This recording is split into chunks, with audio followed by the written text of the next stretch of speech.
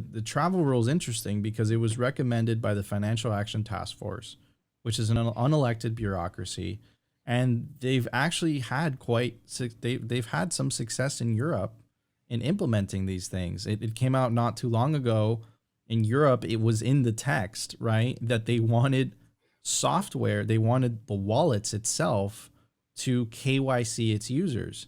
And specifically, if you're using a Bitcoin wallet on an iPhone or an Android, you most likely download your apps through this gated app store, right? That it's extremely easy and vulnerable for governments to co-opt, for governments to regulate. Maybe on a dedicated computer, a Mac, a PC, right? It's going to be a lot easier for you to download software. But does that worry you at all in the long term, or is this just slowing down the inevitable? What are your thoughts? I'm one of the people who, as bullish as I am about Bitcoin, I'm not in the camp that thinks it's inevitable. I think it's in this very precarious place where it's certainly gotten critical mass. It's a macro asset which people across the world invest in because they think it's a good alternative to other forms of money like gold and US treasuries.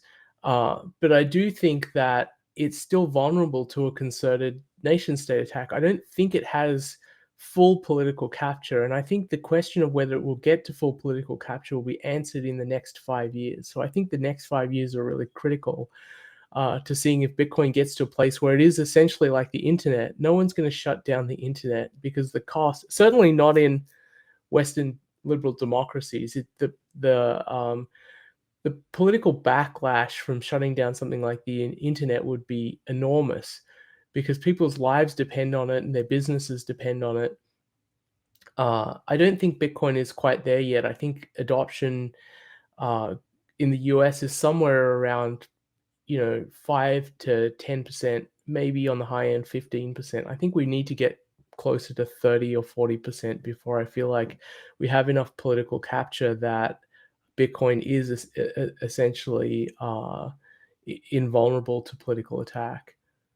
So let's speak a little bit about these political attacks. And I'm, you know what, I kind of started with that idea where it's like this is an inevitability, but to do a good job for Simply, you have to cover the news every day, and you see the moves specifically by the Treasury. Look at what they did to Ethereum. Now we know that the vast majority of Ethereum validators are actively censoring for the Office of Foreign Asset Control. What political attack vectors does it worry you? Is it the hash rate concentration in the US? Just give us some examples. I think the problem with Ethereum, just to speak to that briefly, is that it's inherently centralized. There's way too much power in the hands of the developers in the Ethereum ecosystem, and that's really been proven by the fact that they could tamper with the inflation schedule. And if you can change the inflation schedule, you can really change anything. And the move to proof of stake has made this even clearer, that Ethereum is a completely centralized network. So I think it's what makes Bitcoin unique and precious is that it's immutable. No one can change it. No one can come along and say, I don't like the inflation schedule of Bitcoin, so I need to fix it because I'm a Keynesian economist and I think this is bad for the economy to have a deflationary money. No one has that power, and this has been tested and proven in Bitcoin. And we saw this in the block size wars when the most powerful companies in the ecosystem and some of the most powerful miners tried to change Bitcoin and they failed. That was a really test of resilience for Bitcoin. So Bitcoin has immutability, and it gets this because it's really decentralized, and that's the aspect that I'm most concerned about. And decentralization is most easily attacked at points of physical weakness, but the parts of the system that exist in the physical world. And concentration of mining resources into, say, large data centers is certainly a vulnerability of Bitcoin. Anything that can further decentralize mining is a good thing.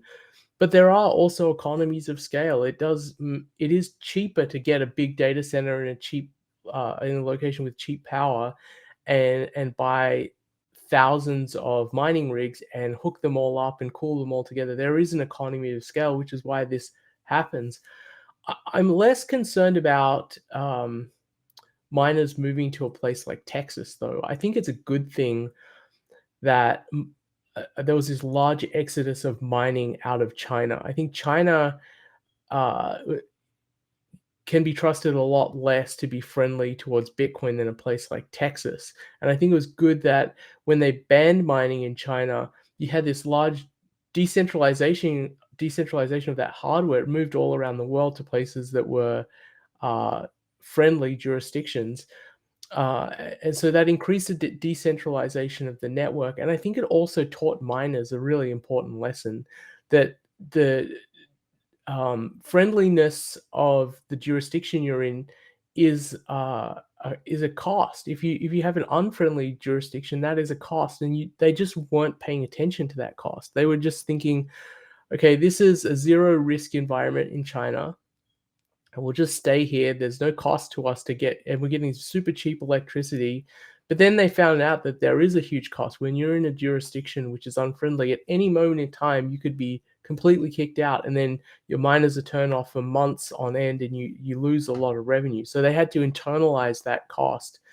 And that's really good for the mining ecosystem. Now people who are miners pay attention to that, and one of their considerations is this jurisdiction that I'm setting up my mining farm in friendly to Bitcoin? If it's not, then I'm going to look for a jurisdiction which is friendlier, and maybe the energy costs are slightly higher, but that's worth it to me because I don't want to have to pack up all my hardware and move to another country.